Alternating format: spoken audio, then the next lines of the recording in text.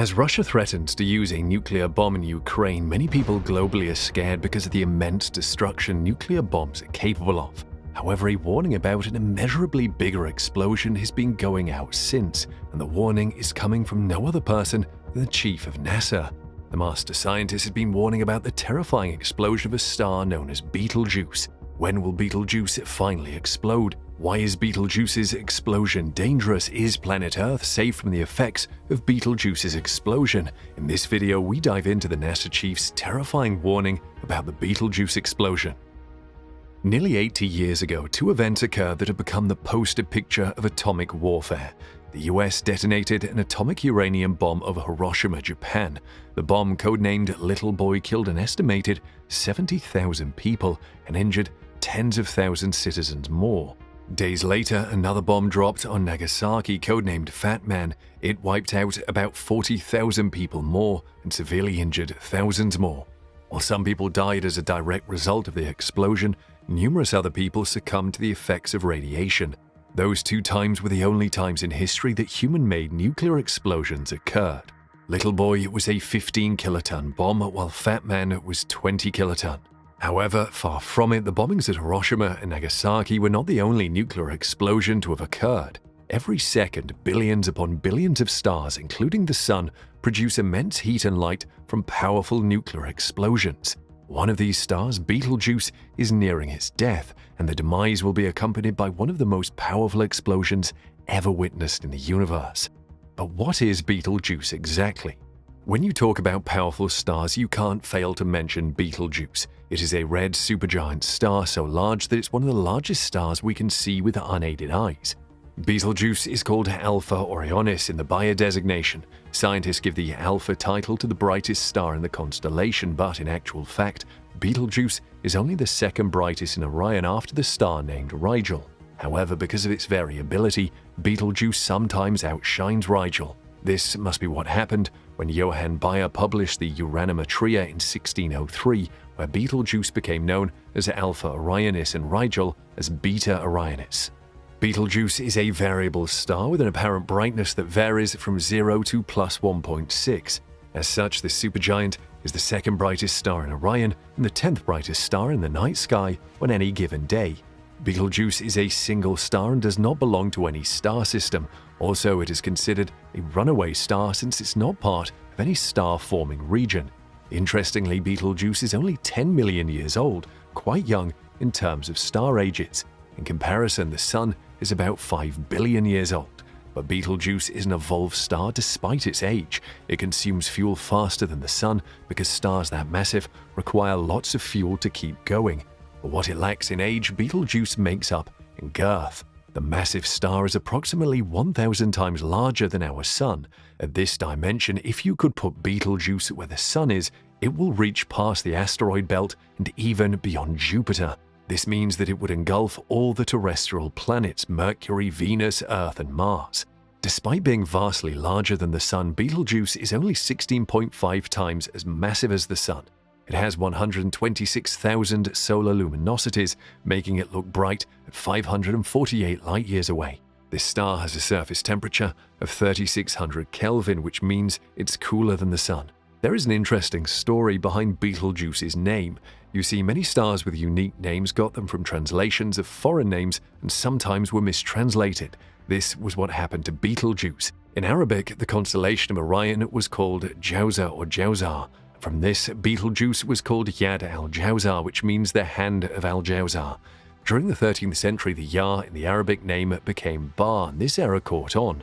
And from that, the European name Betelgeuse was born. Betelgeuse is not difficult to spot in the sky. In fact, Betelgeuse is useful for locating other stars. Since Orion is one of the easiest constellations to spot, many use it as a navigational aid to find other objects in the night sky. For example, if you draw a line through the 3 stars of Orion's belt and extend it upwards, you will end up in Aldebaran, the brightest star in the Taurus constellation. From there, you can migrate to the Pleiades. And this is the same way you can follow Betelgeuse as a guide to finding other stars. By connecting Rigel and Betelgeuse and extending it past the red supergiant, we will arrive at Castor and Pollux, the 2 brightest stars in the constellation of Gemini. Another reason you will easily locate Betelgeuse is its unmistakable bright red color. It is a red giant star after all, but the best time to see the star depends on where you are on Earth. For instance, if you live in the northern hemisphere, your best bet is during the winter or between January and April. During this time, the star rises just as the sun is dipping into the horizon. While Betelgeuse is a fascinating star for many reasons, it is its impending fate that has attracted all the attention lately: supernova. Supernovas are some of the most spectacular events you can witness in the sky. The thing is, even though stars outlive us by billions of years, they do eventually die, but they don't go out quietly. Their passing is accompanied by the greatest of all shows, known as supernovae. A supernova is what happens when a star has reached the end of its life and explodes in a brilliant burst of light. Supernovae can outshine entire galaxies, although briefly, and spill more energy than our Sun will do in its entire lifetime. According to NASA, supernovae are the largest explosions that take place in space. Even ancient astronomers without the benefits of modern-day space observation equipment knew about supernovae. The oldest mention of supernovas is RCW86, which Chinese astronomers saw in 185 AD. They claim the star stayed up in the sky for 8 months. Apart from RCW86, Chinese and Korean astronomers spotted the explosion of the Crab Nebula in 1054, and historical evidence shows that the event might have been noticed by Native Americans in the US. The supernova was so bright that people saw it during the day. So how often does a supernova occur? That depends on the perspective, but the European Space Agency says one would occur once in 50 years in a galaxy as big as the Milky Way. This is equivalent to one supernova going off per 10 seconds in the entire universe. You won't see most of them though, as they're so far away. There are two types of supernovae, Type 1 and Type 2. The former is how white dwarf stars give up the ghost, and this is more common in close binary star systems. As the gas of the companion star accumulates onto the white dwarf is progressively compressed and sets off a runaway nuclear reaction inside that eventually causes a cataclysmic supernova outburst. Astronomers use Type 1 supernovae as standard candles to measure cosmic distances because all are thought to blaze with equal brightness at their peaks. However, Type 2 is the most exciting one. There are conditions that a star must meet before it can end up as a Type 2 supernova. A star must be several times more massive than the Sun to qualify. These stars will eventually run out of their supply of hydrogen and then helium fuel at their core. However, it will have enough mass and pressure to fuse carbon. Next, heavier elements gradually accumulate at the center and the star forms onion-like layers of material. The elements become lighter as we move toward the outside of the star. There is a certain mass level that triggers an explosion, which scientists call the Chandrasekhar limit. For this reason, these Type 2 supernovae are also known as core collapse supernovae. Eventually, the explosion bounces back off the core, expelling the stellar material into space and forming the supernova. What's left is an ultra-dense object called a neutron star, a city-sized object that packs the mass of the Sun in a small space. Type 2 supernovas are further classified based on their light curves, which is basically a description of how the intensity of the light changes over time. For example, the light from Type 2L supernovae declines steadily after the explosion, while the light of Type 2P supernovae stays steady for a longer period before diminishing. Meanwhile, as stars become much more massive, they lose the ability to go supernova. When larger than the Sun, as around 20 to 30 solar masses, they may not explode as a supernova but collapse to form scary black holes. What does a supernova look like? Studies have shown that before the spectacular explosion, supernova will vibrate like a huge speaker and emit an audible hum. The first time scientists caught a supernova while exploding was in 2008. The astronomers reported a strange, extremely bright burst of X-rays that lasted 5 minutes. However, further studies showed that this supernova was rather unusual. This explosive fate is what awaits Betelgeuse. It all started when scientists noted that Betelgeuse was dimming. For over a century, astronomers have observed as Betelgeuse brightened and dimmed again and again. As a red supergiant star late in its life, Betelgeuse has expanded to an enormous size. Bubbles of material rose from inside the star to its surface and sank back down, changing the mix of hotter and cooler stuff on the star's surface. These changes made Betelgeuse appear brighter and fainter over time. For 25 years of that time, a trio of astronomers, including an amateur astronomer, had measured the brightness of Betelgeuse with a 10-inch diameter telescope. They noticed that Betelgeuse was getting fainter again. Some months later, they realized that Betelgeuse had gotten fainter than it had in the past 25 years and put out a post on a site known as the Astronomer's Telegram to alert other astronomers. Betelgeuse continued to get fainter until it became the faintest it's been in the last century.